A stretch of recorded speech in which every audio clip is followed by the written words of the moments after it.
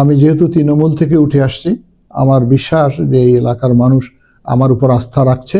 এই নির্বাচনের পরিবেশ সৃষ্টি করার জন্য আমরা দীর্ঘ 17টি বছর রাজপথে লড়াই সংগ্রাম করলাম একটি অবাধ, নিরপেক্ষ, গ্রহণযোগ্য, উৎসবমুখর নির্বাচনের জন্য। তো সে কারণেই সাধারণ মানুষ এবং বিশেষ করে যারা নতুন ভোটার হয়েছে, যারা দীর্ঘ 3টি নির্বাচনে কোনো ভোট দিতে পারেনি, তাদের মধ্যে অনেক উৎসাহ উদ্দীপনা আমরা লক্ষ্য করছি। আর নির্বাচন আচরণবিধি মেনেই আমরা আমাদের প্রচার কাজ চালাবো। এখন পর্যন্ত যেহেতু আমাদেরকে মার্কা দেয়া হয়নি, 22 তারিখ থেকে আমরা আনুষ্ঠানিকভাবে প্রচার কার্য চালাবো। তো প্রচার কাজের মধ্যে বিভিন্ন ধরনের বিষয় থাকবে, খুলি বৈঠক থাকবে, গণসংযোগ থাকবে, মাইকে প্রচার থাকবে, ফেস্টুন আমরা দিব।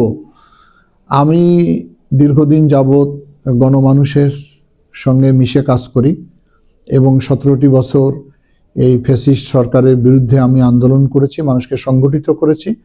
আমি যেহেতু তৃণমূল থেকে উঠে আসছি, আমার বিশ্বাস যে এই এলাকার মানুষ আমার উপর আস্থা রাখছে এবং আগামী দিনে নিশ্চয়ই তারা আমাকেই প্রতিনিধি হিসাবে নির্বাচিত করবে।